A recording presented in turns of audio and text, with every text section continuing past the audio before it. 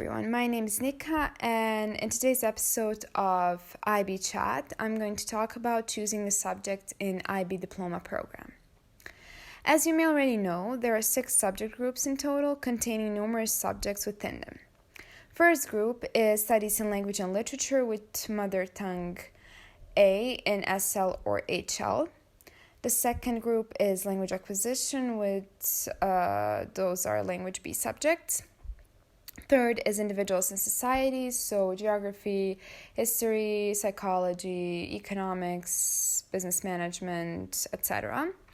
Fourth is Sciences with biology, chemistry, physics, and computer science. Fifth, Mathematics divided into Mathematics Analysis and Approaches and Mathematics Applications and Interpretations, and Arts with visual arts, music, and film. First requirement when choosing the subject is that there needs to be at least one from each subject group. Since not all schools necessarily have the arts, for example, my school doesn't, you can choose 2 subjects from any of the other subject groups in order to satisfy the 6 subjects requirement. For those students that are interested in more subjects, they can choose to have 7 in total. The ratio between standard level subjects and high level subjects needs to be at least 3:3, leaving you with an option for your 7th subject, if you choose to do so, to be either standard level or high level. I must say though that no one will ever recommend you to take 4 HLs, but ultimately it's your decision. It's important to say that having 7 subjects doesn't need to be difficult, and if you plan accordingly, it is quite manageable. For example, my co-host had 7 subjects during those 2 years of IBDP with 3 HLs and 4 SLs, and she didn't have any major difficulties in managing the workload. In these situations, however, it is very important to assess the difficulty of the subject, as in some scenarios, it might be too demanding for the individual. Although some students dropped the 7th subject during the drop period because it was difficult, others learn that they are not as interested in a particular subject as they initially thought, and they drop it because of that. I experienced this situation, the latter one, where the workload was not the problem, but the subject was. The subject by itself is very interesting, but it just wasn't for me, and when I thought about what I want to study in the future, I realized that I didn't actually need that subject. In retrospect, I'm very happy that I decided to drop the subject than struggle with learning something that I don't find interesting.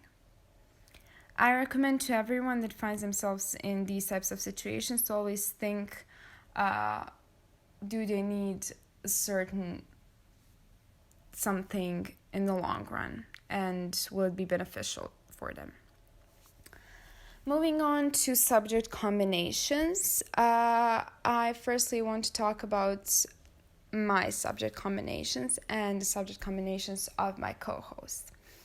So in our school, we are required to take our Mother Tongue A in a higher level, and take English B also at a higher level.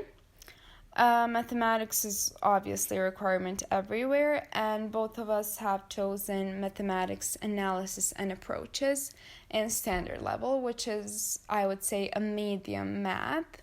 And this mathematics is actually accepted at all universities, so it was also a plus for us. From the individuals and societies, I have chosen psychology SL because I was very interested in psychology, and for one full semester I actually considered studying it in the future. My co-host chose geography SL. From the sciences group, both of us chose biology HL because we were both interested in pursuing something related to sciences such as biology or chemistry, which is why she chose chemistry SL.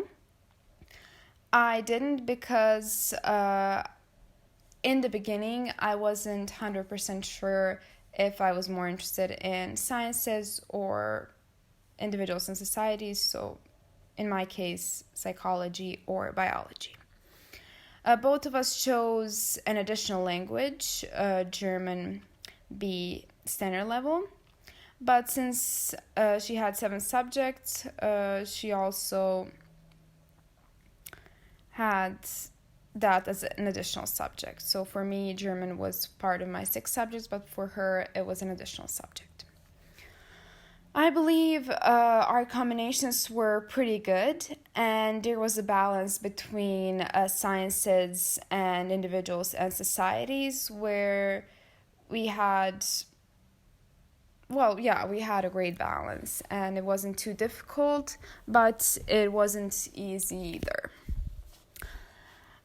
If you're interested in studying sciences and you're determined that that's something you want to pursue, I would recommend taking biology or chemistry or biology and physics or any combination with one of those 3 subjects.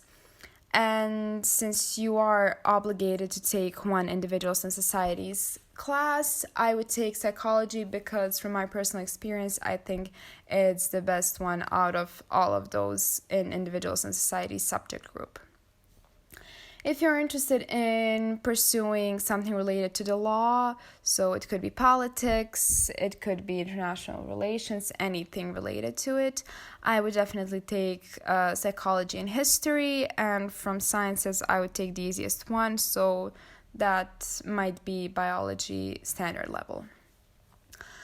If you're interested in pursuing mathematics, you would definitely need to take mathematics, analysis, and approaches at high level, and either take computer science or physics. From the sciences and from individuals and societies, I would most definitely take economics because it is one of the only subjects from that group that has that much math in it. If you're interested in the arts, definitely take languages and arts subjects. And if you're interested in languages, take 3 languages at higher level and easier sciences and individuals and society subjects. I'm very content with my choices, and I know my co-host is as well. And the most important thing is balance. You shouldn't make yourself have a big workload, and just having balance is really important. If your choice is to have 4 HL subjects, that's okay, but it is okay to be an overachiever, but just be careful and really think about it. Really think if that's what you want and if that's what you need. And yeah, that's it for this episode. Thank you very much and see you next time. Bye.